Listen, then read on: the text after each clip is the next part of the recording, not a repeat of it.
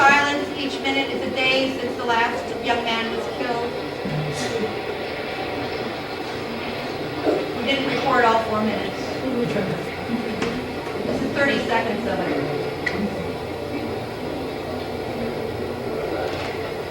Face to face with the protesters.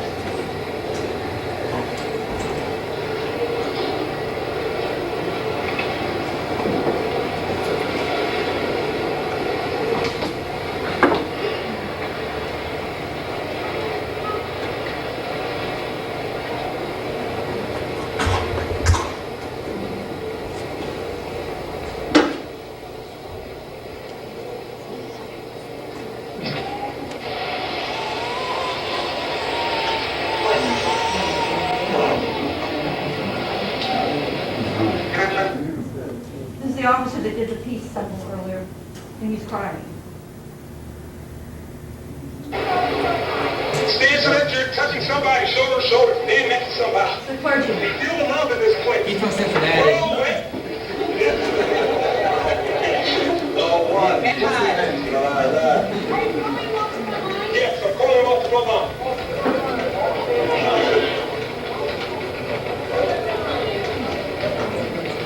Hands on the shoulders.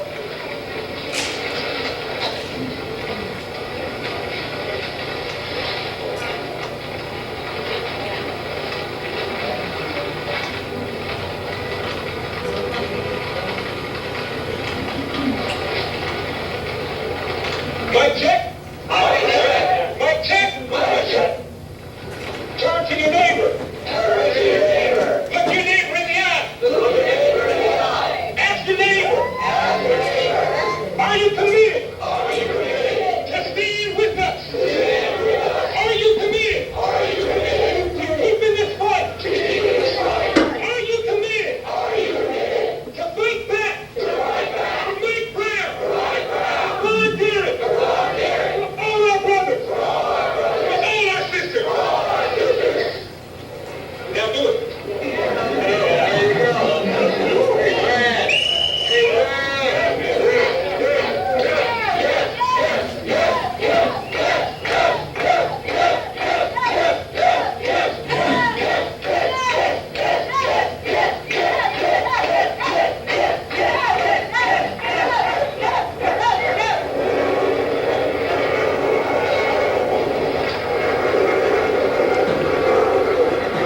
We're going to march back to West Street Church. We're going to follow the marshals and march back. We'll have the dean preach at the church. But before we leave, let's send a reminder. Whose street? Our street. Whose street? Our street. Whose street? Our street. Whose street? Our street. Whose street? Our street. Whose street? Our street. Whose street? Our street. Whose street? Our street. No more. No more. No more. No more. No more. No more. No more. No more. We don't get it shut down. We don't get it shut down. We don't get it shut down. We don't get it shut down.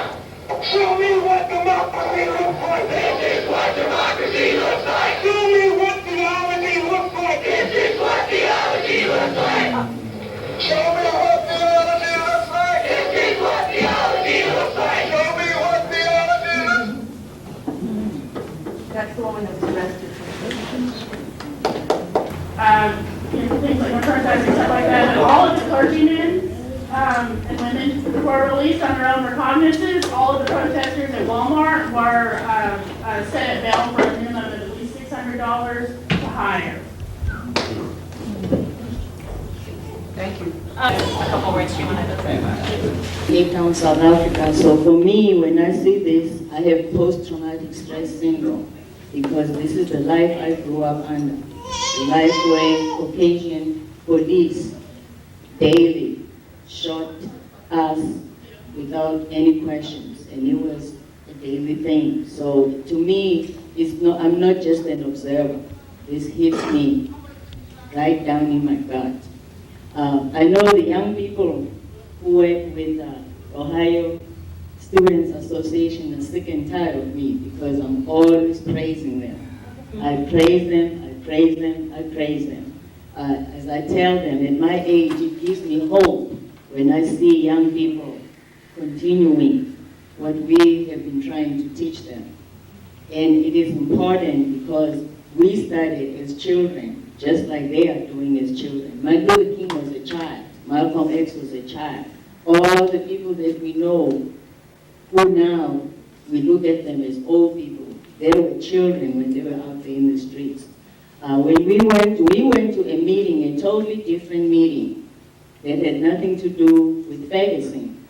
However, some of the people at the meeting let us know that they were going to go to the symphony and they were going to let their voices be heard about Michael Brown. And this is a very, very easy strategy. We used it during the South African apartheid times. We used it all the time. We used it right here in Cincinnati, Ohio. When Christian Barnard, the well-known heart surgeon, who stole the heart of an African and put it in a Caucasian without the family knowing. The man was supposed to be discharged the next day. And the next day when the family came, his heart was in somebody else's body.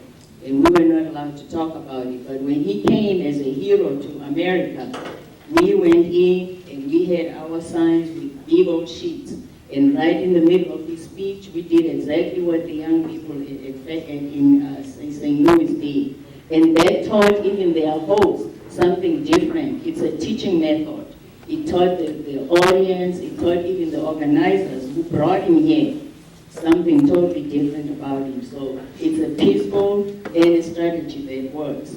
When we were just deciding after our meeting, we were exhausted, but we said we will go to Ferguson even though we don't know a soul over there. But we want to make a spiritual connection with Michael Brown because now he's our ancestor. And as we were driving down the street by the police station, we ran across a demonstration. And we joined the demonstration. We spoke to the people for over an hour. Now, one of the things that kind of hurt me a little was that most of the people who come there every day, and in fact, the police sometimes come and arrest them just for no reason and let them go the next day with no charges.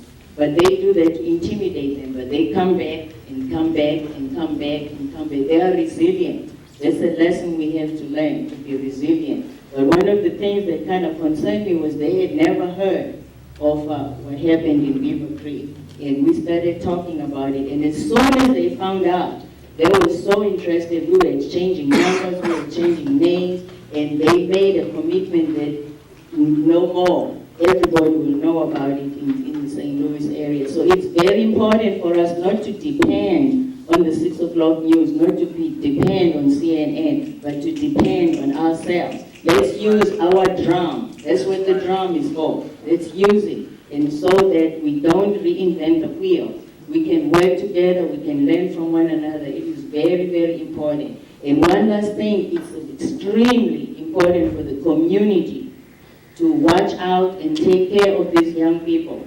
One, we can teach them because we've been there. We marched, we protested, we demonstrated, we've been arrested, we've done all that. But it is important that they know that we are there for them, that we will protect them, that if they get arrested, we will be right there and we have a plan on what we're going to do. Amaha, he works at Sinclair. If Sinclair dares to fire him because they see him on the 6 o'clock news, we have to have a commitment that there will not happen, even if it means we have to shut down Sinclair. There's the community now. These are our children.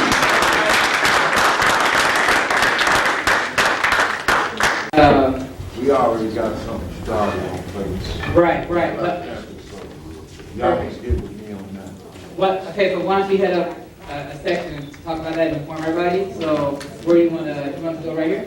Let's go All right right, cool. Yeah, and I know there's going to be a meeting on Friday about that too. So how to work out.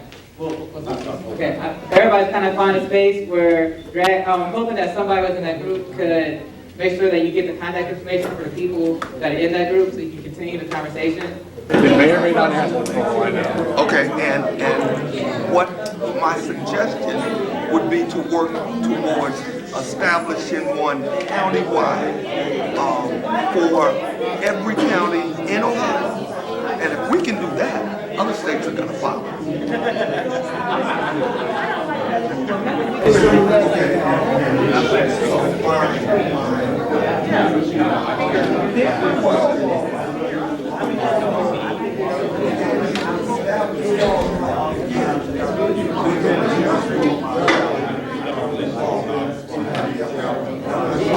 I'm just talking about a legal issue. Can you, legal to the statutes of Ohio. I'm sure you can do it. No. So, I'm talking about legal statutes. What empowers this board? And it would have to be voted on.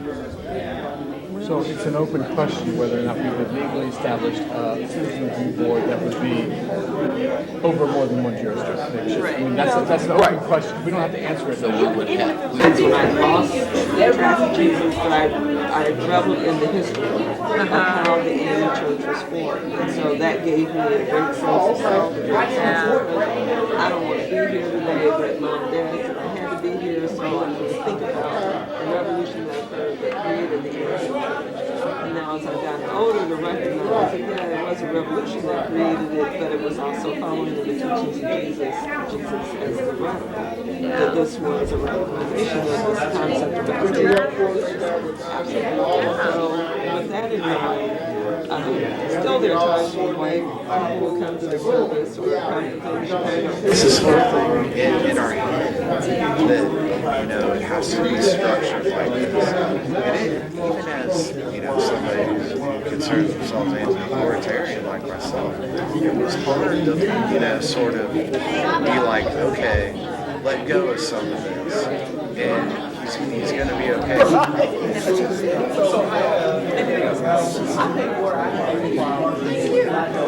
Fantastic. See how easy that was? If you